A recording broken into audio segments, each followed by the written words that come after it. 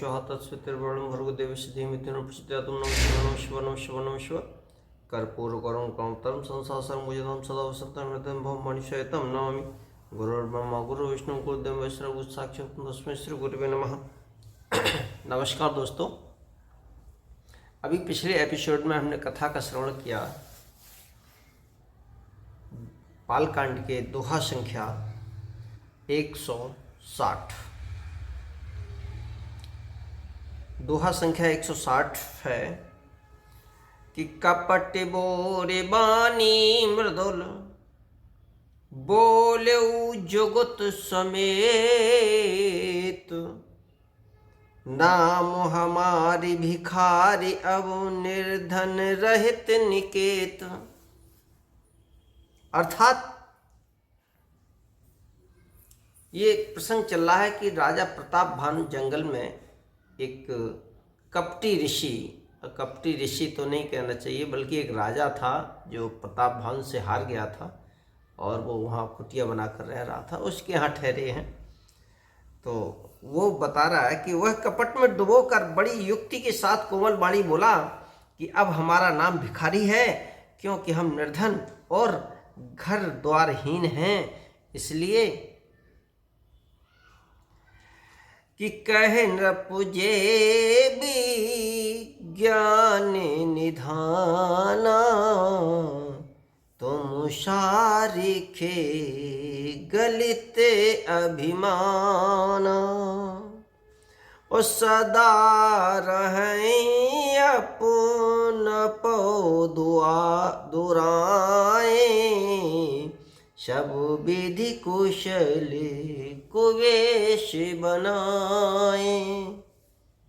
राजा ने कहा, जो आपके सदृश विज्ञान के निधान और सर्वदा अभिमान रहित होते हैं वे अपने स्वरूप को सदा छिपाए रहते हैं। देखिए, राजा उसकी चिकनी चुपड़ी बातें सुन करके समझ नहीं पा रहा कि ये कपट कर रहा है या छल कर रहा है। और राजा ने कहा कि क्योंकि कुवेश बनाकर रहने में ही सब तरह कल्याण है, प्रकट संत वेश में मान होने की संभावना है और मान से पतन। और तेहि ते कहीं संत श्रुति टेरे परम अकिंचन प्रिय हरि के रे। और तुम शम अधन भिखारी अगेहा होत बिरंचे शिव ही संदेहा। इसी से तो संत और वेद पुकार कर कहते हैं कि परम अकिंचन यानी सर्वथा अहंकार ममता और मान रहित ही भगवान को प्रिय होते हैं। आप सरीखे निर्धन भिखारी और ग्रहहीनों को देखकर ब्रह्मा और शिव जी को भी संदेह हो जाता है कि वे वास्तविक संत हैं या भिखारी। और जो शिशोषितव चरण नमामि मोह पर कृपा करिए अब स्वामी। सहज प्रीत भूपति के देखी आप विषय विश्वास विषेखी। अब देखिए कि राजा तो सरल हृदय था, राजा के अंदर कोई कपट था नहीं। तो राजा ने कहा कि आप जो हो सो हो, अर्थात कोई भी हो, मैं आपके चरणों में नमस्कार करता हूँ। स्वामी, अब मुझ पर कृपा कीजिए। अपने ऊपर राजा की स्वाभाविक प्रीति और अपने विषय में उसका अधिक विश्वास देखकर और सब प्रकार राजहि अपनाई बोले अधिक स्नेह जनाई। और सुन सती भाऊ कहूँ महिपाला यहाँ बसत बीते बहुकाला।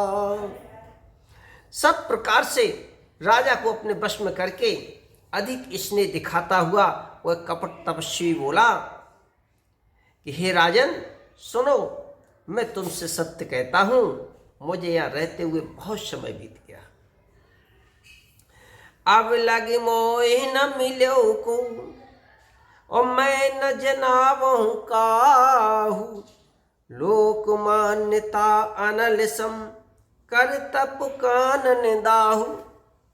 अर्थात अब तक न तो कोई मुझसे मिला और न मैंने अपने को किसी पर प्रकट करता हूँ, क्योंकि लोक में प्रतिष्ठा अग्नि के समान है जो तप रूपी वन को भस्म कर डालती है।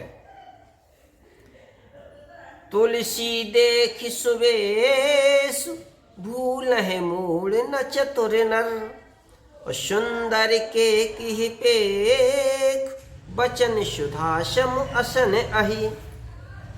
तुलसीदास जी कहते हैं सुंदर वेश देखकर मूढ़ नहीं, मूढ़ तो मूढ़ ही है, चतुर मनुष्य भी धोखा खा जाते हैं।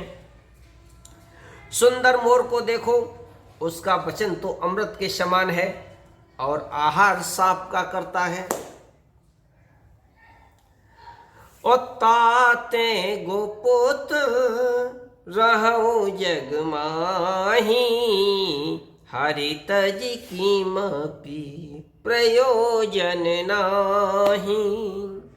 और प्रभु जानत सब बिनहि जनाए, कहु कवन सीधे लोकी रिझाए। कपटी तपस्वी ने कहा कि इसी से मैं जगत में छिप कर रहता हूँ, श्रीहर को छोड़कर किसी से कुछ भी प्रयोजन नहीं रखता। प्रभु तो बिना जनाए ही सब जानते हैं, फिर कहूँ संसार को रिझाने से क्या सिद्धि मिलेगी। और तुम सोच सुमित परम प्रिय मोरे, प्रीत प्रतीत मोहि पर तोरे। अब जो तात दुरावहु तो ही, दारुण दोष घटई अति मोही। और कहा कि तुम पवित्र और सुंदर बुद्धि वाले हो, इससे मुझे बहुत ही प्यारे और तुम्हारी भी मुझ पर प्रीति और विश्वास है। हे तात, अब यदि मैं तुमसे कुछ छिपाता हूं तो मुझे बहुत ही भयानक दोष लगेगा। वो कपटी धीमे धीमे राजा को अपने जाल में फंसा रहा है। और जिम जिम तापशु कथई उदाशा, तिम तिम नृपहि उपजी विश्वासा। और देखा स्ववश कर्म मन बानी, तब बोला तापस बग ध्यानी। बग ध्यानी बगुला का ध्यान रखने वाला। ज्यों ज्यों तपस्वी उदासीनता की बातें करता है, त्यों त्यों ही राजा को विश्वास उत्पन्न होता जाता है। जब उस बगुले की तरह ध्यान लगाने वाले कपटी मुनि ने राजा को कर्म मन और वचन से अपने बस में जाना, तब वह बोला, क्या कहता है कि नाम हमार एक तनु भाई, सोन नृप बोलू पुण्य सिरुनाई। अकहु नामो करे अर्थ बखानी, मोहि सेवक अति आपन जानी। हे भाई, हमारा नाम एक तनु है। यह सुनकर राजा ने फिर सिर नवाकर कहा, मुझे अपना अत्यंत अनुरागी सेवक जानकर अपने नाम का अर्थ समझा कर कहिए कि आदि सृष्टि उपजी जबहि, और तब उत्पत्ति भय मोर। नाम एक तन हेतु तेहि, देह न धरी बहोर। सियावर रामचंद्र की जय। कथा विसर्जन होते हैं, सुनो वीर हनुमान। राम लखन सिया जानकी सदा करो कल्याण। सियावर रामचंद्र की जय, पवन सुत हनुमान की जय, उमापति महादेव की जय, बोलो सब संतों की जय। मित्रों, अब मैं अपनी वाणी को यहीं विराम देता हूँ। और देखिए वो कपटी मुनि किस तरीके से राजा को अपने जाल में फंसा रहा है। देखिए आगे राजा के ऊपर उस कपटी मुनि का क्या प्रभाव पड़ता है और उसका क्या परिणाम निकलता है, ये हम आगे के एपिसोड में सुनेंगे। और तब तक हम आपसे विनम्र आग्रह करेंगे, एक ही आग्रह है कि इस कथा को अधिक से अधिक प्रसार करें। जय श्री राम, जय श्री राम।